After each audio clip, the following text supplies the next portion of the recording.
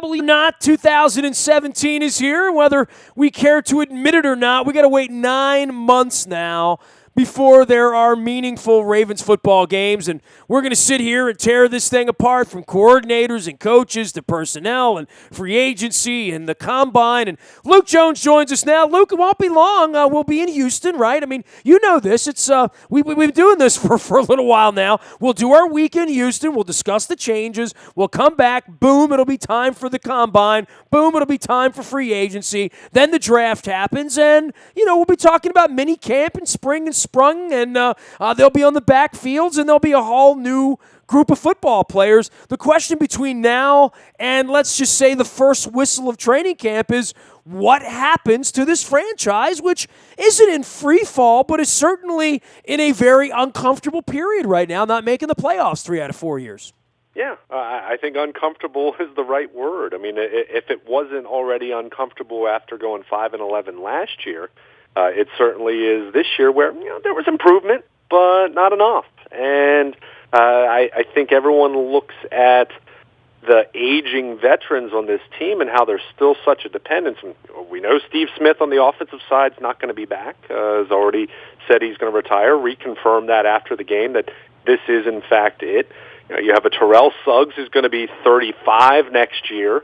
You have Elvis Dumervil, who will be 33 later this month and could be a salary cap casualty. You have Eric Weddle, who played at a very high level this year, but he's on the wrong side of 30. Ladarius Webb's an $8 million cap number, right? I mean, it's just I think you just look at this football team and do they have young talent? Yes. Do they have enough of it, and is it dynamic enough?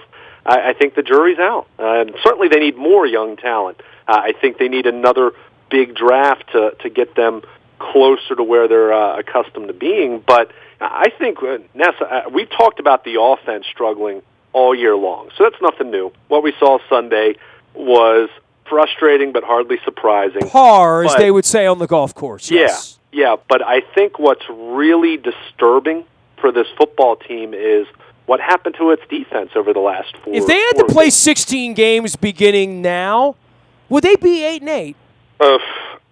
You'd really have to wonder. You'd really have. They to played more like a 6-10 team than a 10-6 team. Well, I mean, this defense that was so good went into that New England game first in total defense, first in run defense.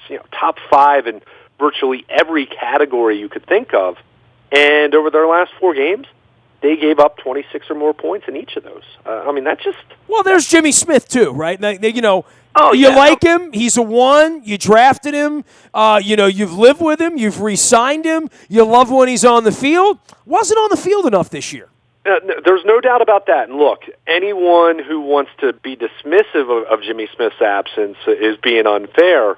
At the same time, that was a Cincinnati offense that didn't have A.J. Green, didn't have Tyler Eifert, didn't have Jeremy Hill, didn't have Gio Bernard. They were missing their starting left tackle. And they gutted them. I mean, they gashed the Ravens. They looked interested in being there, right? From the minute they touched the ball, and especially that running back. I mean, Burkhead. Burkhead, every time he touched the ball early in the game, it was like, this is fun for me today. It doesn't matter. I just want to play football. The Bengals looked like they wanted to play football. They did. They did. And, we talked in our previous segment about, the Ravens having a letdown and not excusing it, but understanding it after what happened against Pittsburgh, maybe not being completely shocking, even if it's surprising, considering that hasn't really happened in the John Harbaugh era. But we've seen teams around the league be in positions like that, and then they mail it in. And you can complain about it all you want, but it's going to happen sometimes. But I think what makes Sunday's performance just more disturbing is, it just continued the trends that we saw with this defense over the last month of the season. I mean, a run defense that was earning comparisons by some to even the 2000 Ravens, the 2003 Ravens, the 2006 Ravens. For a little while, we talked about that's what I'm right? saying. And whether that was fair or not, and now it sounds silly, but to be up in that territory and then to see them completely gashed over these last 4 weeks. October all over again, kind of, sort of, right? And the thing that they had in common was no Jimmy Smith, right? Yeah, I mean, I get, but the run defense had been there. I mean, they had, remember, they gave up the long run to Isaiah Crowell in week 2 against the Browns. That kind of stunted their stats for that game because they didn't give up anything other than that 85-yard run pretty much. And then they were gashed a little bit by the Jets. And remember, C.J. Mosley and Terrell Suggs didn't play in that game. But beyond that, the run defense had been so stout. So that's why seeing what these teams did to them over the last 3 or 4 weeks, and teams very clearly were using 3 and 4 wide receiver sets, spreading them out, trying to run the ball that way, and that was kind of the old school formula that teams tried to use against the Ravens way back when. But there was such success there. The pass defense falling off. That's where to what you just referenced. We had seen that earlier in the year in games that Jimmy Smith had missed time. We saw it against the Giants, saw it against the Cowboys. Even that first meeting with Cincinnati when Jimmy Smith wasn't on the field. The Ravens did a nice job of bending but not breaking in that game, but they gave up quite a few passing yards to Andy Dalton relative to the fact that that the Bengals weren't playing all that well at that point. But that part wasn't as surprising, I suppose. But the run defense being as poor as it was down the stretch, that's surprising. And I think the big thing that we talked about throughout the year, defense played really well for most of the season without having a consistent pass rush, but that really caught up to them when they played Tom Brady and when they played Ben Roethlisberger and when they played Andy Dalton on Sunday. In fact, Elvis Dumervil had the sack of Dalton to close the third period.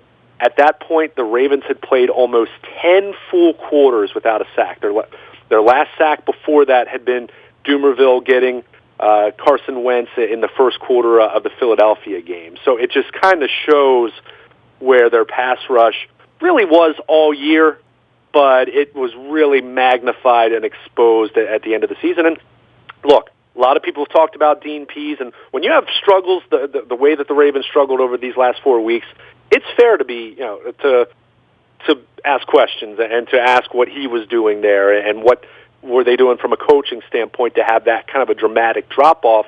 But at the same time, when you're talking about defending the pass, you can typically get by without either a pass rush or the ability to cover strong. But you cannot get by when you're lacking both of those things. If you have no pass rush and you're susceptible in coverage. Well, if you have no pass rush, you're really going to struggle. Well, no pass rush. That doesn't mean you need to sack, but you need to hurry. Sure. Unless you have special cover guys, you have 3 All-Pros back there in the secondary. Without a pass rush, it's really, really difficult. And that's why I was saying that to the point that they going into that New England game, at that point, I would have said this was Dean Pease's finest coaching performance as the coordinator here in Baltimore. But over the last 3-4 games, again, everything just kind of fell apart. Well, you don't look very special when you can't cover the other team's best receiver. Yeah. It's just, yes. And you're getting run on. And they got run on again on Sunday. Burke had 27 carries, 119 yards. That wasn't Adrian Peterson out there, That can't happen. And that's where, you do wonder, did this defense wear down from the fact that they carried the offense most of the year? Were they hurt? Was there, I know there was frustration with how the offense would play at times earlier in the year, but, these guys held up so well. And then, later in the year, these last few games until Sunday, the offense had played better. It wasn't always great, but, had played okay. So, it's really hard to figure out. And look, Jimmy Smith's a big part of it. I think we all understand that, but Jimmy Smith doesn't explain their run defense completely falling apart and looking, going from the best in the league to looking really lousy for about a month. So, there's a lot of questions to ask about that side of the football, and we came to expect it from the offense as far as struggling, but for this defense to be as good as it was through the first 12, 13 weeks of the season, and then to be, frankly, as bad as it was over the last 4 games, that's concerning, and it really just creates even more questions going into the offseason. But this much is clear. They need help in terms of adding to their pass rush because Suggs a year older. Dumerville may not even be back. Matt Judon looked okay at times. Maybe you have something there, but certainly the jury's still out on whether he's going to be legitimate. Well, Zadarius Smith now going into his 3rd year, right? Disappointing year for him. He had ample. Carl Davis. There's a whole bunch of names out there of guys. Correa. There have been a lot of guys they brought in that at one point, not just on draft day, they loved Carl Davis 2 summers ago. They loved Correa back in the spring, and then it just. Then the games start in September, and you either contribute or you don't contribute, right? Yeah, and with Correa, it's and here's what's amazing because it came out this past week that and we'd speculated about this a lot that whatever surgery Elvis Dumerville had, it was way more serious than they let on. It turned out he had his Achilles repaired. So what's amazing to me is the Ravens, knowing that Terrell Suggs was coming back from an Achilles injury, and even though we didn't know it, they certainly knew that Dumerville was coming back from his own Achilles surgery. How did they not do more to address their pass rush? This is a team that had a chance to draft Noah Spence in the 2nd round, and instead they traded back and took Kamalei Correa. And look, Correa may turn out to be a Pro Bowl linebacker, for all we know. It's 1 year into it, way too soon to be casting any distinct judgment on what kind of player he's going to be. But he was a non-factor this year, and it's not as though they didn't have opportunities at the linebacker spot to have him contribute.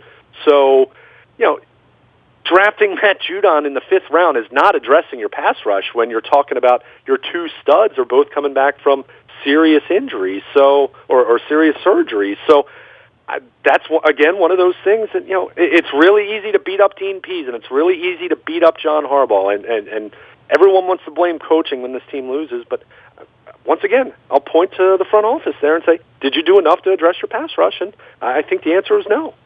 He is Luke Jones. You can find him, Baltimore Luke, on Twitter, as well as Luke at WNST.net. We are just in the we're not even out of the top of the 1st inning here, right, Luke, as far as discussing, all of this off-season stuff. And, we saw these other teams all play some meaningful games later in the afternoon on Sunday. We have these playoff matchups, and some of them, look at the Oakland Raiders right now, 2 quarterbacks down, right? Look at the Steelers now on the come after resting virtually everyone and almost getting beat by the Browns, who almost squandered the number 1 overall pick. We got coaches out on the street now in San Francisco, in Denver. Sean Payton's negotiating with the Rams, and we're not even through Black Monday, bro. The league gets very, very accelerated right now, right? Sunday's a day to say bye-bye to Steve Smith, and everybody gets their hugs in, and whatever teams aren't going to make it, and people are going to pack their boxes. But this is when they don't play football games; they play the playoff games. But for these other, franchises that don't make the dance this week, the other 20 teams, there's a hell of a lot going on right now. Not the least of which could be San Diego moving their franchise after they fired their coach, right?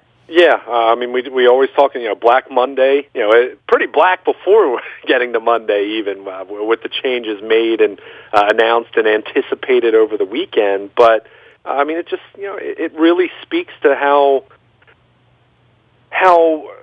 this league can be, and just, things can change very quickly. Look what happened in Denver. And look, Gary Kubiak, so much of it sounds like it's motivated by health, although there were also reports Sunday night, even as far as him maybe not liking some changes that maybe John Elway wanted to make, or from within, maybe some shaking up the coaching staff. So things can change quickly, and I think as much as there's been so much talk about the future of John Harbaugh, and certainly of his coordinators and the rest of his coaching staff, and we anticipate some changes being made. Now, how deep those changes might run, we'll find out here in the coming days. But I think as much as people might be frustrated with how the Ravens have performed since the Super Bowl 4 years ago, and the fact that they're 10-22 on the road since then, and they played right around 500, since Super Bowl 47. I get frustration. I understand that. But at the same time, you look at some of these teams, like the San Francisco 49ers as a perfect example. You know, they basically fired Jim Harbaugh 2 years ago. Tom Sula for a year. That clearly was a disaster. They bring in Chip Kelly, who I don't know what he was going to be expected to do with that roster at this point anyway. But then they decide, well, they're going to get rid of Balky and they're going to start their, they're going to basically shake up their entire infrastructure, and now they're going to have another head coach. So, you look at 4 years ago, you had been talking about the San Francisco 49ers as being one of the most stable, well-structured, set up to be really good for the next half decade, let's say. Well, I remember walking through their hotel, the morning after the Super Bowl and getting a coffee while, literally, we had just won the Super Bowl and I was in their hotel, and I thought, they'll get back. I mean, they were in the championship game. I mean, they've put together a pretty nice little thing around here. Boy, man, that it doesn't take long for that to wilt. And look at the Ravens, dude. I mean, they were an arm stretch away, right? Antonio Brown, an arm stretch away from a whole different kind of preparation for Sunday's game, a whole different kind of game in Cincinnati, and who knows? It could be us with Miami coming here this weekend. That was very, very close to happening, despite all this bitching and moaning we'll do about the team, because they weren't good enough this year, but that's the razor-thin margin between we get to play next week or we're going to sit here and have an owner press conference, taps for coordinators, players going out the side door, free agents escaping, and question marks about the organization for the next 9 months, because that's what's going to happen here. Yeah, and there should be plenty of questions at this point. I mean, just because you don't or I don't endorse firing John Harbaugh doesn't mean that his seat isn't warm at this point. His seat should be warm at this point, because it has been a case where this offense has not been very good, save for 1 year with Gary Kubiak over the last 4 seasons, and he's ultimately responsible for who is hired and who's running the offense. And I've talked a lot about the front office. I mean, look, it's not as though John Harbaugh and Ozzie Newsome became idiots over the last 4 years, but at the same time, you do have to adjust, and sometimes you need to update what you're doing and reinvent what you're doing. And sometimes, what worked 5 years ago or 10 years ago doesn't work anymore or doesn't work in the same way. So, there are plenty of questions that need to be answered. And I'm guessing when the Ravens brass meets with Steve Bisciotti down in Florida here over the next few weeks, and they have their behind closed doors big picture meetings for how they're going to get better, I'm guessing there are going to be some uncomfortable conversations there, including with Ozzie Newsome, quite frankly, because things that he's done hasn't been as good here over the last 3 or 4 years. So again, that's not to say that everything's terrible or that they're completely doomed, but as we were just saying about the 49ers, it is something that can go south, and I guess maybe that's an argument to be made for not being too. Not making too rash of a decision in terms of your head coach or the infrastructure of your front office, but at the same time, realizing that, might need to adjust some things here because what we've been doing the last few years not working in the same way that it did. And look, it's hard to sustain success. It really is. I mean, the Patriots make it look easy, right? The Patriots are the exception, not the rule. I mean, if you're going to be judged against the Patriots in everything you do, you're going to fall short. I mean, it's just reality. Pittsburgh falls short. The Ravens fall short. Any team you want to look at over the last 15 years falls short compared to New England. But at the same time, this is an organization that has a really high standard, and we know Steve Bisciotti has a really high standard, and he's fired one coach after Brian Billick had missed the playoffs 3 of the previous 4 years. So the difference was Brian was never his guy, right? Sure. Oh, no John's doubt. his guy, No and because of that, I think there's going to be a whole lot more rope here. Maybe there should be. I mean, I'm not one calling for Harbaugh's head. I'd like to see better football players on the team. Yeah. Well, but I think we all acknowledge that the seat's getting warm at this point. Agreed. There's no doubt. I mean, to say that he's bulletproof at this point. Some crazy injury next year, that. There's no excuse for a 6-10 next year. Yeah, 6-10 would be a bad thing. Yeah, yes. I would think, depending on I would think 8-8 would be a bad thing. I was just going to say, depending on what happens, I would think 8-8 could be the end. So, it's very clear, but you just said it. They need better football players, too. They need playmakers. They have to find them. And look, we know it's not easy. We've talked about this a lot, but at some point, these other teams don't just find great players. They don't just drop out of the sky. You gotta find a way to find some every year in that draft, and it's not just in the top 5 picks.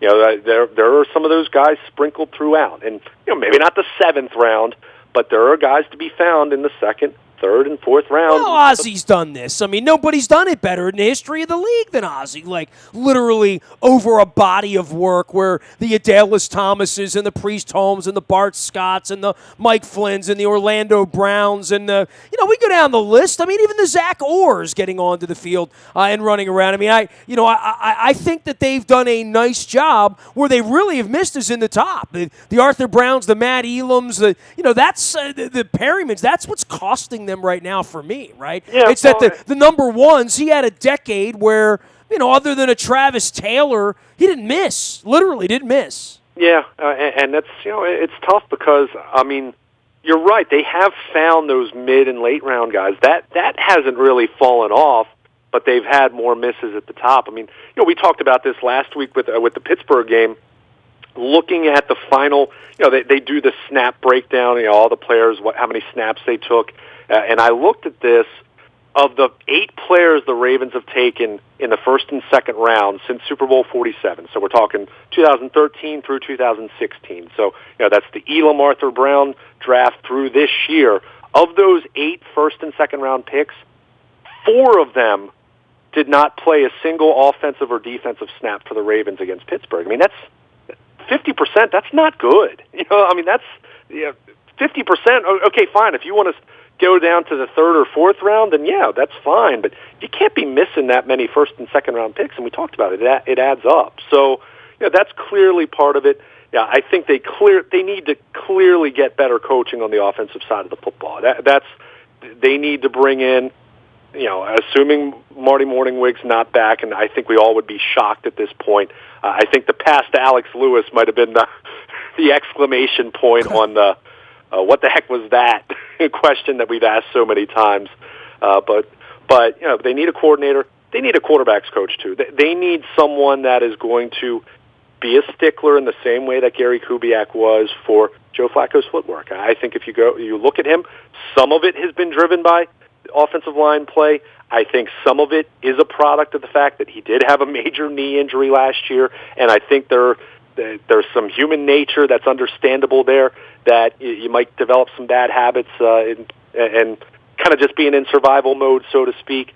But even times where he hasn't always been pressured, Joe Flacco hasn't had the best footwork. So they need better coaching. There's no doubt about that, and they need better football players. But it is clear at this point in time, even if there aren't as many changes as some fans are hoping for, it's clear that this they're entering that territory where all bets are off if there's another season that is less than being back in the playoffs. I think it's very much a possibility. A year from now, if we're talking about no playoffs, we might be talking about a new head coach. I think John Harbaugh deserves another year. I think he's the last 4 years haven't been so awful that they've fallen apart, or that they're in Cleveland Browns territory or anything like that. But at the same time, you do wonder, and I know Brian Billick talked about this. His mentor, Bill Walsh, always said that head coaches have a shelf life of about 9 or 10 years. Now, how accurate is that in today's NFL when you have so much roster turnover? I'm not sure, but at the same time, for every Bill Belichick, there's how many coaches that are gone after just a couple years. So, you do wonder if there is a certain element of that maybe the Ravens are getting to territory where they need some fresh blood, maybe in the front office and the coaching staff, and it's a big if, they can't get things turned around and back into playoffs next year. He is Baltimore Luke out on Twitter, as well as Luke at WNST.net. Luke Jones will be covering baseball for us, as well as the Terps, who kind of spit it up against Nebraska on Sunday afternoon in the middle of the Ravens game. And I'll be monitoring the Caps, going down to some Caps games later this week with Toronto and the scorching hot Columbus Blue Jackets. Big games next week for the Caps with the Flyers and the Penguins, too. So we're into hockey season. We got the NFL playoffs this week. Lots of things happening. We'll be covering Super Bowl 51 live from Houston. We're going to spend the week down there, and we will be monitoring all things Ravens as we pick up the pieces of an 8-8 season. Road trips now on sale for London. We're going to be doing Green Bay, Nashville, Minnesota, as well as Oakland, or maybe it's Las Vegas. Who knows? You can email me anytime, nasty@WNST.net. Facebook, Twitter, LinkedIn, Snapchat, Instagram, and streaming live here on our Facebook Live, as well as our YouTube WNS TV channel. We are WNST.net, AM 1570, and WNST Towson, Baltimore, and we never stop talking Baltimore sports.